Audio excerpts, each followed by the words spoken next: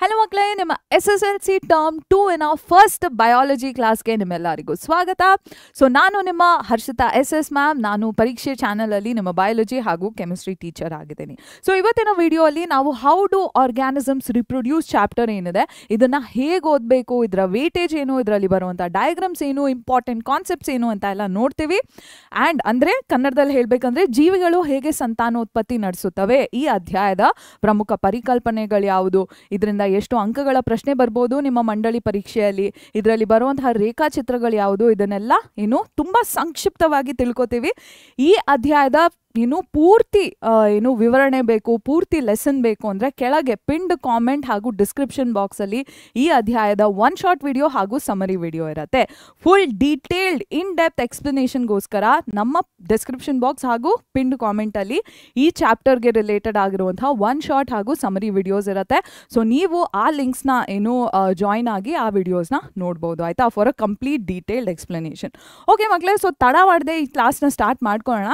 So ಈ chapter ಏನಿದೆ, ಜೀವಿಗಳು ಹೇಗೆ ಸಂತಾನೋತ್ಪತ್ತಿ ನಡೆಸುತ್ತವೆ ಅನ್ನೋ ಒಂದು ಅಧ್ಯಾಯ ಏನಿದೆ, ಇದರಲ್ಲಿ ನಿಮ್ಮ ಹೋದ ವರ್ಷ ಅಂದರೆ ಲಾಸ್ಟ್ ಇಯರ್ ಏನಿತ್ತು ನಿಮ್ಮ ಅಂದರೆ 2024-25 ಬೋರ್ಡ್ ಎಕ್ಸಾಮ್ಸ್ ಏನಿತ್ತು ಅದರಲ್ಲಿ ಇಷ್ಟು ಮಾರ್ಕ್ಸ್ ಬಂದಿದ್ವು ಮಕ್ಕಳೇ. ಅಂದರೆ 6, 7,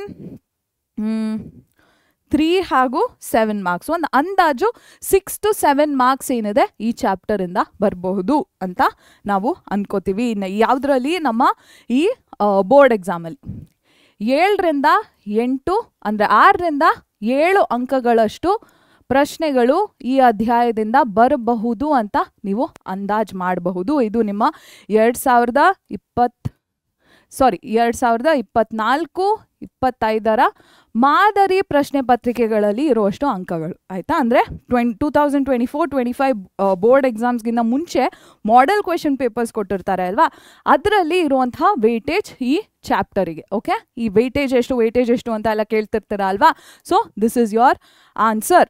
ಸೊ ಈ ಚಾಪ್ಟರಿನ ಮೈಂಡ್ ಮ್ಯಾಪ್ನ ನೀವಿಲ್ಲಿ ನೋಡ್ತಿದ್ದೀರಾ, ಆಯಿತಾ ಮಕ್ಕಳೇ. ಈ ಚಾಪ್ಟರಿನ ಈ ಅಧ್ಯಾಯದ ಮನೋನಕ್ಷೆನ ಇಲ್ಲಿ ನೋಡ್ತಿರ್ತೀರಾ. ಮೊದಲನೇದಾಗಿ ಪ್ರಮುಖವಾಗಿ ನೀವೇನು ತಿಳ್ಕೊಬೇಕು ಅಂದರೆ ಪರಿಕಲ್ಪನೆಗಳೆಲ್ಲ ಏನಿರುತ್ತೆ ಅಂತ ಹೇಳ್ಕೊಡ್ತೀನಿ. ಆದರೆ ನೀವು ಏನು ಮೇಜರಾಗಿ ಏನು ತಿಳ್ಕೊಬೇಕು ಅಂದರೆ ಸೆಕ್ಷುವಲ್ ರಿಪ್ರೊಡಕ್ಷನ್ ಹಾಗೂ sexual reproduction different modes of reproduction ಇರುತ್ತೆ ಅಂತ ತಿಳ್ಕೊಬೇಕು, ಆಯಿತಾ. ಅಂದರೆ ಅಲೈಂಗಿಕ ಸಂತಾನೋತ್ಪತ್ತಿ ಹಾಗೂ ಲೈಂಗಿಕ ಸಂತಾನೋತ್ಪತ್ತಿ 2 ವಿಧಗಳು ಸಂತಾನೋತ್ಪತ್ತಿಯದ್ದು, ಇದರ ಬಗ್ಗೆ ಮಾಹಿತಿ ಇರಬೇಕು, ಆಯಿತಾ. ಮನೋನಕ್ಷೆಗೆ ವಾಪಸ್ ಬರೋಣ. ಒಂದಷ್ಟು ಪ್ರಮುಖ ಪ್ರಾಥಮಿಕ ಪರಿಕಲ್ಪನೆಗಳು ನಿಮಗೆ ಗೊತ್ತಿರಬೇಕು. ಅದು ಯಾವುದು ಇಲ್ಲಿ ಹಾಕಿದ್ದೀನಿ. ಇದರ ಮೇಲೆ ಪ್ರಶ್ನೆಗಳು ಬರುವಂಥದ್ದು ಜಾಸ್ತಿ ಅವಕಾಶಗಳಿರುತ್ತೆ. ಈ ಕಾನ್ಸೆಪ್ಟ್ಸ್ ಮೇಲೆ ಕ್ವೆಶನ್ಸ್ ಬರಬಹುದು, ಆಯ್ತಾ ಮಕ್ಕಳೇ. What are these primary concepts? Reproduction ಅಂದ್ರೇನು ಅಂತ ನಿಮಗೆ ಗೊತ್ತಿರಬೇಕು ಬೇಸಿಕ್ ಆಗಿ. ಓಕೆ, ಅಷ್ಟು ಕ್ವೆಶನ್ಸ್ ಕೇಳದೆ ಇದ್ರೂ ಇದ್ರ ಬಗ್ಗೆ ಡೈರೆಕ್ಟ್ ಕ್ವೆಶನ್ಸ್ ಎಲ್ಲ ಕೇಳಲ್ಲ, ಬಟ್ ನಿಮ್ಮ ನಾಲೆಡ್ಜಿಗೆ ವಾಟ್ ಈಸ್ ರಿಪ್ರೊಡಕ್ಷನ್ ಅಂತ ಗೊತ್ತಿರಬೇಕು. ಸಂತಾನೋತ್ಪತ್ತಿ ಅಂದ್ರೇನು ಅಂತ ಮಾಹಿತಿ ಇರಬೇಕು ನಿಮಗೆ. ಯಾವ ಕಾರಣಕ್ಕೆ ಸಂತಾನೋತ್ಪತ್ತಿ ಆಗುತ್ತೆ, ಹೇಗೆ ಆಗುತ್ತೆ ಅಂತ ಎಲ್ಲ ಮಾಹಿತಿ ಇರಬೇಕು, ಆಯಿತಾ. ಅದಾದಮೇಲೆ ಸಂತಾನೋತ್ಪತ್ತಿ ಏನು ಅಂತ ಗೊತ್ತಾದ್ಮೇಲೆ ಲೈಂಗಿಕ ಸಂತಾನೋತ್ಪತ್ತಿ ಅಂದ್ರೇನು, ಅಲೈಂಗಿಕ ಸಂತಾನೋತ್ಪತ್ತಿ ಅಂದ್ರೇನು, ಹಾಗೂ ಇವೆರಡರ ನಡುವೆ ಇರುವಂತಹ ವ್ಯತ್ಯಾಸಗಳೇನು ಅಂತ ನಿಮಗೆ ಗೊತ್ತಿರಬೇಕು. Okay, sexual reproduction, asexual reproduction ಅಂದ್ರೇನು and what is the differences between the 2 ಅಂತ ಗೊತ್ತಿರಬೇಕು, ಆಯಿತಾ. ಲಾಸ್ಟಲ್ಲಿ variation becomes a important topic, ಆಯಿತಾ ಮಕ್ಕಳೇ. ಭಿನ್ನತೆಗಳೇನಿದೆ ಇದೊಂದು ಪ್ರಮುಖ ಪರಿಕಲ್ಪನೆ ಆಗಿರುತ್ತೆ. ಭಿನ್ನತೆಗಳು ಯಾಕೆ ಲೈಂಗಿಕ ಸಂತಾನೋತ್ಪತ್ತಿಯಲ್ಲಿ ಜಾಸ್ತಿ ಇರುತ್ತೆ, ಅಲೈಂಗಿಕ ಸಂತಾನೋತ್ಪತ್ತಿಯಲ್ಲಿ ಕಮ್ಮಿ ಇರುತ್ತೆ, ಈ ರೀತಿ ನೇರ ಪ್ರಶ್ನೆಗಳು ಬರಬಹುದು. ಅಂದರೆ ವೇರಿಯೇಷನ್ಸ್ ಏನಿದೆ, why is it high in sexual reproduction but low in asexual reproduction, ವೇರಿಯೇಷನಿಗೂ ಎವಲ್ಯೂಷನ್ಗೂ ಏನು ಸಂಬಂಧ ಇದೆ, ಈ ಥರ ಜನರಲ್ ಆಗಿ ಕ್ವೆಶನ್ಸ್ ಕೇಳಬಹುದು, ಆಯಿತಾ. ಸೊ ವೇರಿಯೇಷನ್ಸ್ ಅಂದ್ರೇನು, ಇದರ ಯೂಸ್ ಏನು ಅಂತ ಎಲ್ಲ ನಿಮಗೆ ಗೊತ್ತಿರಬೇಕು. ಓಕೆ, ನೆಕ್ಸ್ಟ್ ನಾ ಇಲ್ಲಿ ಹೇಳ್ದಂಗೆ ಇಲ್ಲಿ ನೋಡಿ, ಸೆಕ್ಷುವಲ್ ರಿಪ್ರೊಡಕ್ಷನ್, ಸಿಂಗಲ್ ಪೇರೆಂಟಿಂದ ಜೆನೆಟಿಕ್ ಮೆಟೀರಿಯಲ್ ಬಂದು ಆರ್ಗ್ಯಾನಿಸಮ್ ಫಾರ್ಮ್ ಆದರೆ ಅದನ್ನ ಸೆಕ್ಷುವಲ್ ರಿಪ್ರೊಡಕ್ಷನ್ ಅಂತ ಕರಿತೀವಿ.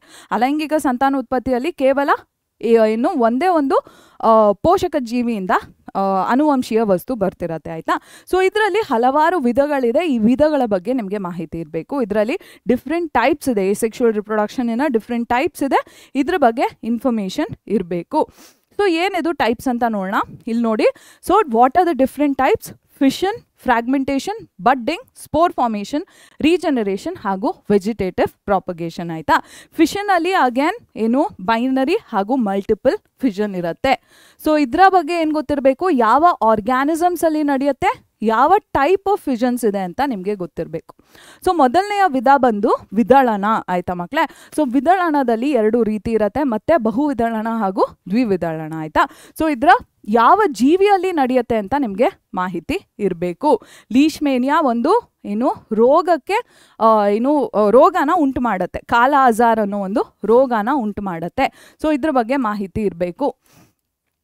ಏನು ತಿಳ್ಕೋಬೇಕು ಅಂತ ಹೇಳ್ತಿದ್ದೀನಿ. Leishmania causes a disease called kala azar. So this is a frequently ask question. ಆಯ್ತಾ. ಓಕೆನಾ ಮಕ್ಕಳ. ಅದಾದಮೇಲೆ ಫ್ರಾಗ್ಮೆಂಟೇಷನ್, ತುಂಡರಿಕೆ ಯಾವ ಜೀವಿಯಲ್ಲಿ ನಡೆಯುತ್ತೆ, ಸ್ಪೈರೋಗೈರಾ ಅನ್ನೋ ಜೀವಿಯಲ್ಲಿ ನಡೆಯುತ್ತೆ. ಇದ್ರ ಬಗ್ಗೆ ಮಾಹಿತಿ ಇರಬೇಕು. ಬಡ್ಡಿಂಗ್ ಅಂದರೆ ಮೊಗ್ಗುವಿಕೆ ಏನಿದೆ ಹೈಡ್ರಾ ಹಾಗೂ ಯೀಸ್ಟ್ ಜೀವಿಗಳಲ್ಲಿ ನಡೆಯುತ್ತೆ. ಸೊ ಇದರ ಯಾವ ರೀತಿಯಲ್ಲಿ ವಿಧಾನ ಯಾವುದು ಅಂತ ಗೊತ್ತಿರಬೇಕು.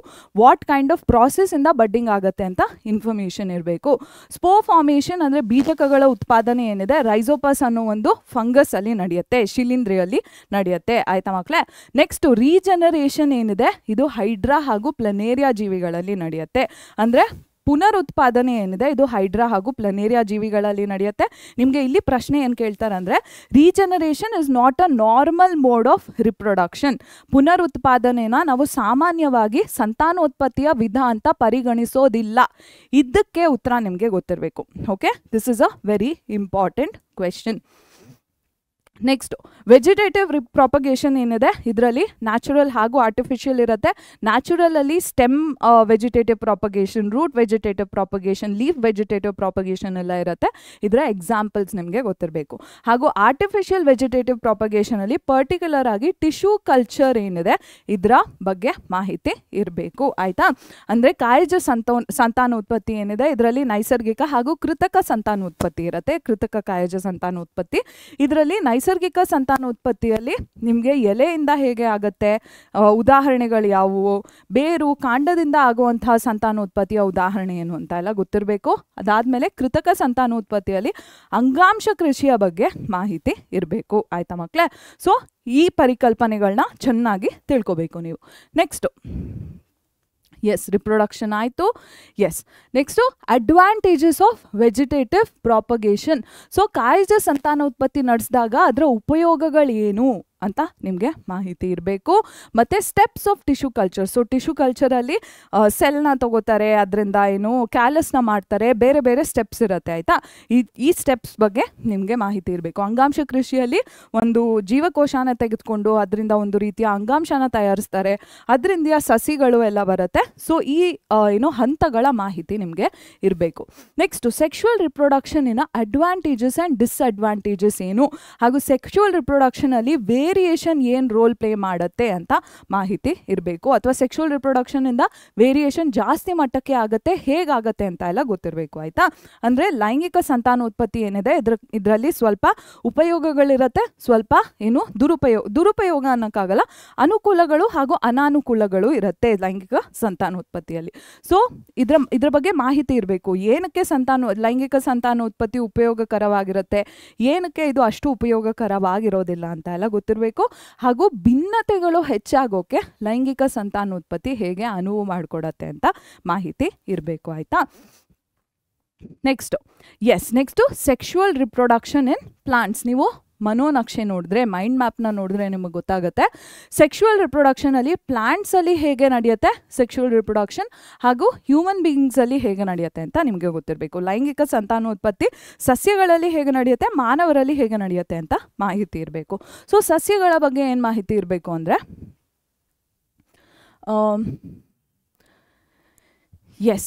ಸಸ್ಯಗಳ ಬಗ್ಗೆ ಏನು ಮಾಹಿತಿ ಇರಬೇಕು ಇಲ್ಲಿದೆ. ಹಾಂ. ಸೊ ಸೆಕ್ಷುವಲ್ ರಿಪ್ರೊಡಕ್ಷನ್ ಪ್ಲಾಂಟ್ಸಲ್ಲಿ ಏನು ಗೊತ್ತಿರಬೇಕು ಮಕ್ಕಳೇ, parts and functions of flowers. So ಫ್ಲವರ್ಸಲ್ಲಿ ಏನು male reproductive part, female reproductive ಪಾರ್ಟ್ಸನ್ನು ಪಾರ್ಟ್ಸ್ ಆ್ಯಂಡ್ ಫಂಕ್ಷನ್ಸ್ ಗೊತ್ತಿರಬೇಕು. ಅಂದರೆ ಹೂವುಗಳಲ್ಲಿ ಪುರುಷ ಲೈಂಗಿಕ ಅಂಗಗಳು ಹಾಗೂ ಸ್ತ್ರೀ ಲೈಂಗಿಕ ಅಂಗಗಳು ಇರುತ್ತೆ, ಭಾಗಗಳು ಇರುತ್ತೆ. ಸೊ ಈ ಭಾಗಗಳು ಯಾವುದು ಹಾಗೂ ಇದರ ಕಾರ್ಯಗಳೇನು ಅಂತ ನಿಮಗೆ ಗೊತ್ತಿರಬೇಕು. Male and female reproductive parts. Stamen and pistol ಬಗ್ಗೆ ಮಾಹಿತಿ ಇರಬೇಕು. ಆಯ್ತಾ ಮಕ್ಕಳೇ? ಒಂದು ಡಯಾಗ್ರಾಮ್ ಕೂಡ ಇದೆ, ಸೊ ಆ ಡಯಾಗ್ರಾಮ್ನ ಅರ್ಥ ಮಾಡ್ಕೋಬೇಕು. ಆಯ್ತಾ? ಡಯಾಗ್ರಾಮ್ಸ್ ಏನು ಅಂತ ನಾನು ಹೇಳ್ತೀನಿ, ತಲೆ ಕೆಡಿಸ್ಕೋಬೇಡಿ. ಸೊ ಒಂದು ರೇಖಾಚಿತ್ರ ಇದೆ, ಆ ರೇಖಾಚಿತ್ರ ಹೂವಿನ ರೇಖಾಚಿತ್ರ, ಅದನ್ನು ನೋಡಿ ತಿಳ್ಕೊಬಹುದು. ಆಯ್ತಾ ಮಕ್ಕಳೇ? ಓಕೆ, ನೆಕ್ಸ್ಟು ಫ್ಲವರ್ಸಲ್ಲಿ ಟೈಪ್ಸ್ ಇರುತ್ತೆ, unisexual and bisexual flowers. So ಇದರ ಡೆಫಿನೇಷನ್ ಹಾಗೂ ಎಕ್ಸಾಂಪಲ್ಸ್ ಗೊತ್ತಿರಬೇಕು. ಆಯಿತಾ? ಏಕಲಿಂಗಿ ಹಾಗೂ ದ್ವಿಲಿಂಗಿ ಹೂವುಗಳು ಇರುತ್ತವೆ ಹೂವುಗಳಲ್ಲಿ. ಸೊ ಇದರ ವಿವರಣೆ ಹಾಗೂ ಉದಾಹರಣೆಗಳು ನಿಮಗೆ ಗೊತ್ತಿರಬೇಕು. ನೆಕ್ಸ್ಟು ಪಾಲಿನೇಷನ್ ಅಂದ್ರೇನು, ಇದು ಯಾವ ಯಾವ ರೀತಿಯಲ್ಲಿ ನಡೆಯುತ್ತೆ ಅಂತ ನಿಮಗೆ ಗೊತ್ತಿರಬೇಕು. ಪರಾಗಸ್ಪರ್ಶ ಅಂದ್ರೇನು, ವಿವರಣೆ ಏನು, ಹಾಗೂ ಇದು ಯಾವ ಯಾವ ರೀತಿಯಲ್ಲಿ ನಡೆಯುತ್ತೆ ಅಂತ ಗೊತ್ತಿರಬೇಕು. ನಿಷೇಚನದ ಬಗ್ಗೆ ಗೊತ್ತಿರಬೇಕು, ಅಂದರೆ ಫರ್ಟಿಲೈಸೇಷನ್ ಬಗ್ಗೆ ಗೊತ್ತಿರಬೇಕು, ಹಂಗಂದ್ರೇನು ಅಂತ ಡೆಫಿನೇಷನ್ ಗೊತ್ತಿರಬೇಕು. ಆಯಿತಾ ಮಕ್ಕಳ? Next post fertilisation events. So fertilisation ಆದಮೇಲೆ ಓವರಿಗೆ ಏನಾಗುತ್ತೆ, ಓವ್ಯೂಲ್ಸಿಗೆ ಏನಾಗುತ್ತೆ, ಸೆಪಲ್ಸ್, ಪೆಟಲ್ಸ್, ಇದಕ್ಕೆಲ್ಲ ಏನಾಗುತ್ತೆ, ಇದ್ರ ಬಗ್ಗೆ ಇನ್ಫಾರ್ಮೇಷನ್ ಇರಬೇಕು. ಆಯಿತಾ? ಅಂದರೆ ನಿಷೇಚನ ಆದ ನಂತರ ಸೊ ಅಂಡಾಣು ಇರುತ್ತೆ, ಅಂಡಾಶಯ ಇರುತ್ತೆ, ದಳಗಳು, ಪತ್ರ ಏನು ಹೂವಿನ ಏನು ದಳಗಳೇನಿರುತ್ತೆ, ಇದಕ್ಕೇನಾಗುತ್ತೆ ಅಂತ ಎಲ್ಲ ಮಾಹಿತಿ ಇರಬೇಕು. ಆಯಿತಾ ಮಕ್ಕಳೇ? ಇವೆಂಟ್ಸ್ ಆಫ್ ಪೋಸ್ಟ್ ಫರ್ಟಿಲೈಸೇಷನ್, ಇದ್ರ ಬಗ್ಗೆ ಪರ್ಟಿಕ್ಯುಲರ್ ಆಗಿ ಕ್ವೆಶನ್ಸ್ ಕೇಳ್ಬೋದು. ಆಯಿತಾ? ಅಂದರೆ ನಿಷೇಚನ ಆದಮೇಲಿರುವಂತಹ ಘಟನೆಗಳ ಬಗ್ಗೆ ನೇರವಾಗಿ ಪ್ರಶ್ನೆ ಕೇಳುವಂತಹ ಏನು ಸಂದರ್ಭ ಉಂಟಾಗ್ಬೋದು. ನೆಕ್ಸ್ಟು ಕಾಟಿಲೆಡನ್ ಡಯಾಗ್ರಾಮ್ ಇರುತ್ತೆ, ನಿಮ್ಮ ಟೆಕ್ಸ್ಟ್ ಬುಕ್ಕಲ್ಲಿದೆ. ಸೊ ಅದರಲ್ಲಿ ಪ್ಲುಮ್ಯೂಲ್ ಏನಾಗಿ ಗ್ರೋ ಆಗುತ್ತೆ, ಪ್ಲುಮ್ಯೂಲ್ ಏನಿದೆ ಫ್ಯೂಚರ್ ಶೂಟ್ ಆಗಿ ಗ್ರೋ ಆಗುತ್ತೆ, ಹಾಗೂ ರ್ಯಾಡಿಕಲ್ ಫ್ಯೂಚರ್ ರೂಟ್ ಆಗಿ ಗ್ರೋ ಆಗುತ್ತೆ. ಇದ್ರ ಬಗ್ಗೆ ಮಾಹಿತಿ ಇರಬೇಕು. ಆಯಿತಾ? ಸೊ ಬೀಜಕ ದಳಗಳ ರೇಖಾಚಿತ್ರ ಇರುತ್ತೆ ನಿಮ್ಮ ಪಠ್ಯಪುಸ್ತಕದಲ್ಲಿ.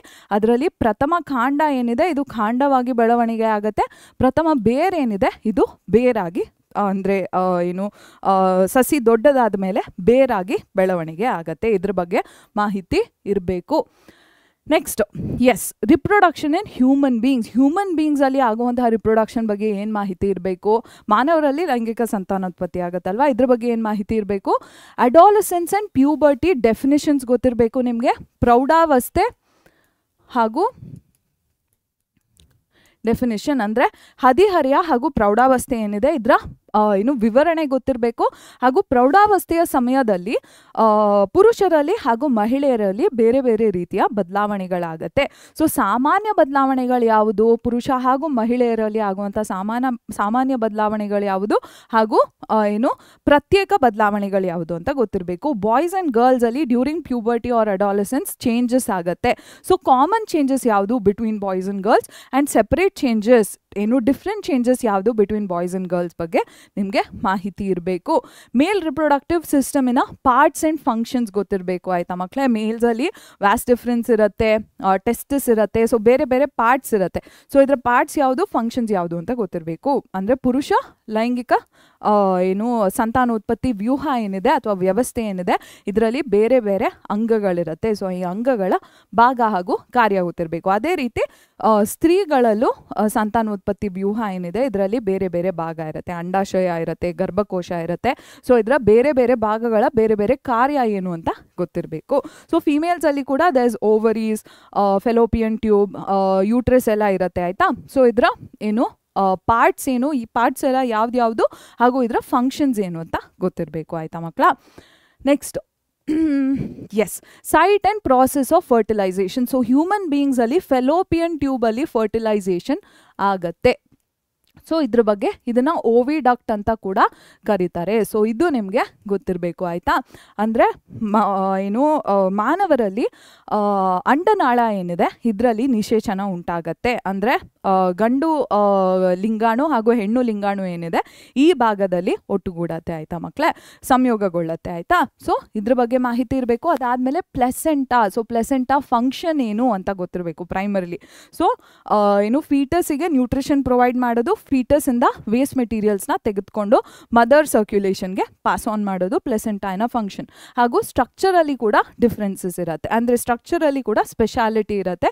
ಈ ಸ್ಪೆಷಾಲಿಟಿ ಏನು ಅಂತ ಗೊತ್ತಿರಬೇಕು ಅಬೌಟ್ ಪ್ಲೆಸೆಂಟಾ. ಆಯ್ತಾ ಮಕ್ಕಳೇ, ಜರಾಯು ಏನಿದೆ ಮಗು ಅಂದರೆ ಬೆಳೆಯುತ್ತಿರುವಂತಹ ಶಿಶು ಏನಿದೆ, ಇದರಲ್ಲಿ ಈ ಶಿಶುವಿಗೆ ಪೋಷಕಾಂಶನ ನೀಡೋದು ಹಾಗೂ ಶಿಶು ಏನು ಸೃಷ್ಟಿ ಮಾಡುವಂತಹ ಇದೇನಿರುತ್ತೆ ತ್ಯಾಜ್ಯ ಪದಾರ್ಥ ಏನಿರುತ್ತೆ ಅದನ್ನು ಏನು ಅಮ್ಮನ ಪರಿಚಲನೆ ಏನಿದೆ ಅದಕ್ಕೆ ನೀಡುವಂತಹ ಕಾರ್ಯ ಜರಾಯುವುದು ಆಗಿರುತ್ತೆ. ಆಯಿತಾ, ಸೊ ಜರಾಯುವಿಗೆ ಪ್ರತ್ಯೇಕ ರಚನೆ ಇರುತ್ತೆ, ಇದ್ರ ಬಗ್ಗೆ ಮಾಹಿತಿ ಇರಬೇಕು. ಪ್ರಶ್ನೆಗಳು ಹಲವಾರು ಸತಿ ಕೇಳಿದ್ದಾರೆ ಈ ಪರಿಕಲ್ಪನೆಯಿಂದ.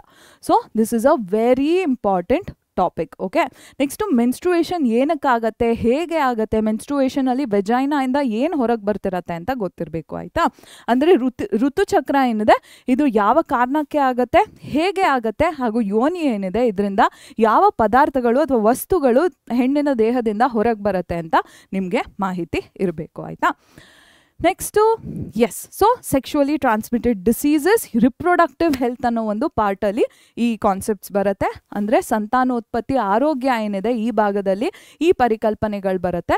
ಸೊ ಸೆಕ್ಷುವಲಿ ಟ್ರಾನ್ಸ್ಮಿಟೆಡ್ ಡಿಸೀಸಸಲ್ಲಿ ಬ್ಯಾಕ್ಟೀರಿಯಲ್ ಡಿಸೀಸಸ್ ಯಾವ್ದ್ಯಾವುದು, ವೈರಲ್ ಡಿಸೀಸಸ್ ಯಾವ್ದ್ಯಾವುದು ಬಿಕಮ್ಸ್ ಎಕ್ಸ್ಟ್ರೀಮ್ಲಿ ಇಂಪಾರ್ಟೆಂಟ್.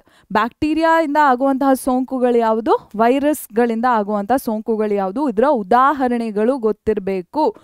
ಇದರ examples you have to know, because ಎಷ್ಟೊಂದು ಸತಿ MCQ ಅಲ್ಲಿ ಕೇಳಿದ್ದಾರೆ. ಓಕೆನಾ ಮಕ್ಕಳ, ಸೊ ಇದು ಗೊತ್ತಿರಬೇಕು. ನೆಕ್ಸ್ಟು ಕಾಂಟ್ರಸೆಪ್ಟಿವ್ಸ್ ಅಂದ್ರೇನು, ಇದರಲ್ಲಿ ಏನು ಇದಂದ್ರೇನು ಅಂತ ಗೊತ್ತಿರಬೇಕು.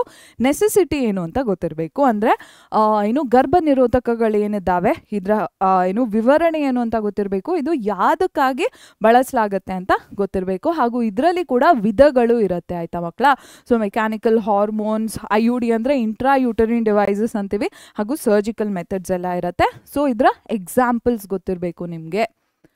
ಓಕೆನಾ, this is also important. So ಗರ್ಭ ನಿರೋಧಕಗಳಲ್ಲಿ ವಿಧಗಳಿರುತ್ತೆ, ಯಾಂತ್ರಿಕ, ಹಾರ್ಮೋನ್, ವಂಕಿ ಅಥವಾ ಕಾಪರ್ ಟಿ ರೀತಿಯ ಗರ್ಭ ನಿರೋಧಕಗಳು ಹಾಗೂ ಶಸ್ತ್ರಚಿಕಿತ್ಸಾ ವಿಧಾನಗಳಿರುತ್ತೆ. ಸೊ ಇದ್ರ ಬಗ್ಗೆ ಮಾಹಿತಿ ನಿಮಗೆ ಇರಬೇಕು, ಉದಾಹರಣೆಗಳು ನಿಮಗೆ ಗೊತ್ತಿರಬೇಕು. ಆಯಿತಾ ಮಕ್ಕಳ, ಸೊ ಇಷ್ಟು ಪ್ರಮುಖ ಪರಿಕಲ್ಪನೆಗಳಾಗಿರುತ್ತೆ ಈ ಅಧ್ಯಾಯದಿಂದ. ರೇಖಾಚಿತ್ರಗಳು ಯಾವ್ದು ಕೇಳ್ಬೋದು ಅಂದರೆ germination of pollen on stigma. So sexual reproduction in plants ಅನ್ನೋ ಕಾನ್ಸೆಪ್ಟ್ ಏನಿದೆ ಇದರಲ್ಲಿ ಪಾಲನ್ ಜರ್ಮಿನೇಟ್ ಆದಾಗ ಮೇಲ್ ನ್ಯೂಕ್ಲಿಯೈ ಏನಿದೆ ಅದು ಓವರಿ ಕಡೆಗೆ ಮೂವ್ ಆಗುತ್ತೆ ಥ್ರೂ ಪಾಲನ್ ಟ್ಯೂಬ್. ಸೊ ಇದರ ಬಗ್ಗೆ ಒಂದು ಡಯಾಗ್ರಾಮ್ ನಿಮ್ಮ ಟೆಕ್ಸ್ಟ್ ಬುಕ್ನಲ್ಲಿದೆ. ಸೊ ಈ ಡಯಾಗ್ರಾಮ್ ಬಗ್ಗೆ ನಿಮಗೆ ಇನ್ಫಾರ್ಮೇಷನ್ ಇರಬೇಕು. ಅಂದರೆ ಈ ಏನು ಅಧ್ಯಾಯ ಏನಿದೆ ಇದರಲ್ಲಿ ಯಾವ ರೇಖಾಚಿತ್ರನ ಕೇಳ್ತಾನೆ ಅಂದರೆ ಮಕ್ಕಳ, ಇಲ್ಲಿ ಕೊಟ್ಟಿದ್ದೀವಲ್ಲ, ಎಲ್ಲೋಯ್ತು ಅಧ್ಯಾಯ ಇದು, ಜೀವಿಗಳು ಹೇಗೆ ಸೊ ಶಲಾಕಾಗ್ರದ ಮೇಲೆ ಪರಾಗದ ಮೊಳೆಯುವಿಕೆ ಅನ್ನೋ ಈ ಪರಿಕಲ್ಪನೆ ಏನಿದೆ ಇದರ ಬಗ್ಗೆ ಒಂದು ರೇಖಾಚಿತ್ರ ಇದೆ. ಆಯಿತಾ, ಸೊ ಈ ರೇಖಾಚಿತ್ರದಲ್ಲಿ ಏನು ತೋರಿಸ್ತಾರೆ ಅಂದರೆ ಏನು ಪರಾಗ ರೇಣು ಏನಿದೆ ಇದು ಶಲಾಕಾಗ್ರದ ಮೇಲೆ ಬಿದ್ದಾಗ ಇದರಿಂದ ಬರ್ತಿರುವಂತಹ ಲಿಂಗಾಣು ಏನಿದೆ ಅದು ಅಂಡಾಶಯದಲ್ಲಿರುವಂತಹ ಅಂಡಾಣುನ ಹೋಗಿ ತಲುಪಬೇಕು. ಇದಕ್ಕಾಗಿ ಪರಾಗ ರೇಣುವಿನ ಒಂದು ರಚನೆ ಆಗುತ್ತೆ. ಈ ರೇಖಾಚಿತ್ರ ಏನಿದೆ ಇದು ನಿಮಗೆ ಚೆನ್ನಾಗಿ ಗೊತ್ತಿರಬೇಕು. ಆಯಿತಾ ಮಕ್ಕಳೇ, ಬರ್ದಿ ನೀವು ಇದನ್ನು ಪ್ರಾಕ್ಟೀಸ್ ಮಾಡಬೇಕು. ಸೊ 6 to 7 ಮಾರ್ಕ್ಸ್ನ ಈ ಚಾಪ್ಟರಿಂದ ನೀವು ಎಕ್ಸ್ಪೆಕ್ಟ್ ಮಾಡಬಹುದು. ಬೋರ್ಡ್ ಎಕ್ಸಾಮಲ್ಲಿ MCQs ಎಲ್ಲಿಂದ ಬರ್ಬೋದು ಅಂತ ಹೇಳಿದ್ದೀನಿ.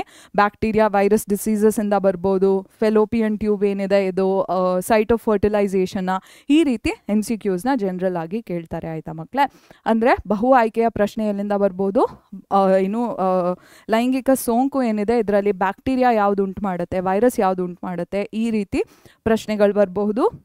ಅಥವಾ ನಿಷೇಚನದ ಸ್ಥಳ ಯಾವುದು ಗುರ್ತಿಡಿರಿ, ಈ ರೀತಿಯ ಪ್ರಶ್ನೆಗಳು ಸಹ ಕೇಳ್ಬೋದು. ಆಯಿತಾ ಮಕ್ಕಳೇ, ಸೊ ಈ ರೀತಿಯಲ್ಲಿ ಈ ಕಾನ್ಸೆಪ್ಟ್ಸ್ ಮೇಲೆ ಜಾಸ್ತಿ ಫೋಕಸ್ ಮಾಡಿ ಈ ಚಾಪ್ಟರ್ನ ಓದ್ಕೋಬೇಕು ನೀವು.